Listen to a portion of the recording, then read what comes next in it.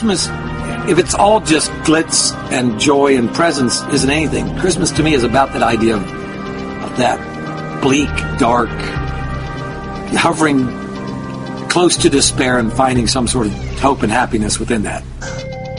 Flaming Lips through a Christmas card every year. We send it out to people. If you're on our fan-based mailing list or whatever, you know, we try to get one to you every year. I had Michelle take a Polaroid picture of me. She was going to paint, using me, this Polaroid as a model of a Martian dressed up as Santa Claus. If the painting was good, that's what we would send out. We sent it out, and then after that, people would go up to me and say, Wayne, I love that. You're the Martian Santa Claus. You should do a cartoon or a movie or something of this thing. You know, everywhere I'd go, people would say, I love that character, you know. I was wanting to make a movie. I just didn't know exactly what would be the stuff. So I kind of accidentally had this idea handed to me. And then I thought of the title Christmas on Mars. I thought, who would make a dumb movie called Christmas on Mars? People were like, oh yeah, well that sounds like a Flaming Lips movie. You should make that. I mean, I think it's really just another eruption from the mind, the collective mind of the Flaming Lips that I think the Flaming Lips audience wants us to do. I think they're saying, Wayne, you know, you can do whatever you want. Go do it, you know. When my father died, it was 1996. He was getting sicker through the fall, but right around Christmas time was the very worst. And I remember there would be this talk of, you know, why do we want to celebrate Christmas this year? But at the same time, it really felt like it was the only thing to do. In my movie, I think the same thing is happening to these people. Their life is starting to shut down and get bleaker and bleaker. And it causes them to really almost exaggerate how bad their situation is. But within that, I think they arrive at a way to turn it around. But the littlest thing can make all the difference. And the minute you start seeing reasons to live and reasons for life to be great, you find them everywhere.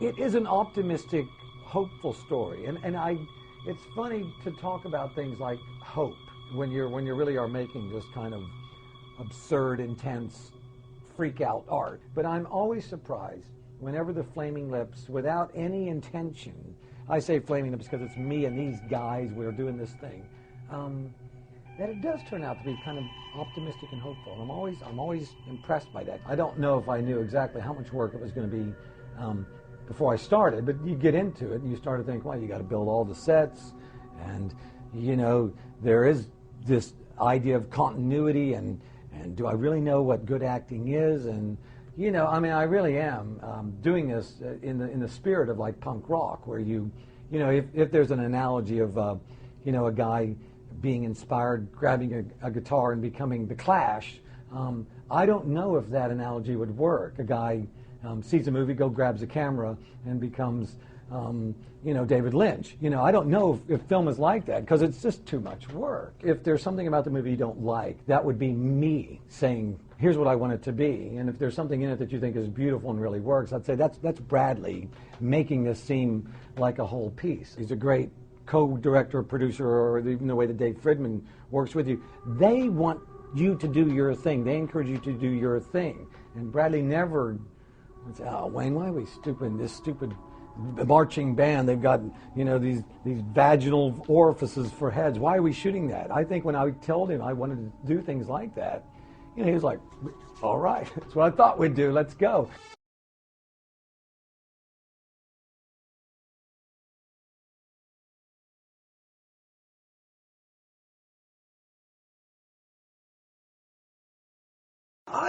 The way I would rationalize that or justify that, some of it wasn't intentional. We would see things and think, well, and because it's Christmas on Mars, it is about some kind of cosmic birth, and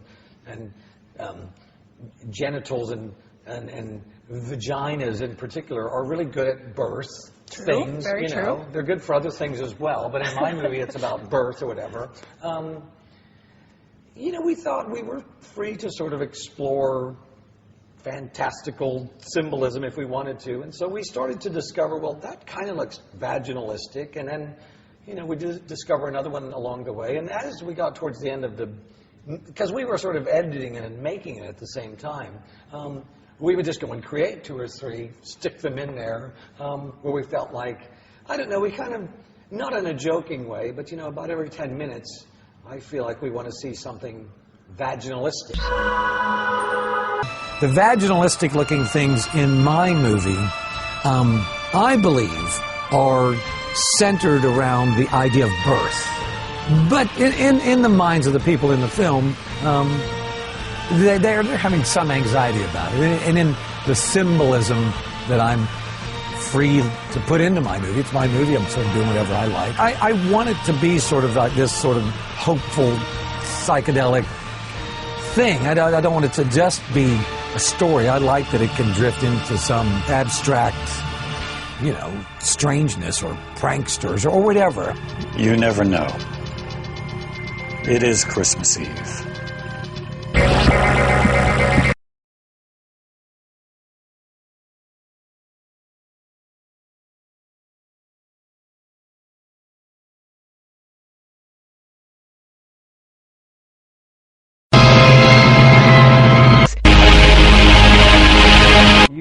You could easily say, well, it must be Christmas time on the planet Mars. And you'll be like, yes, of course it is.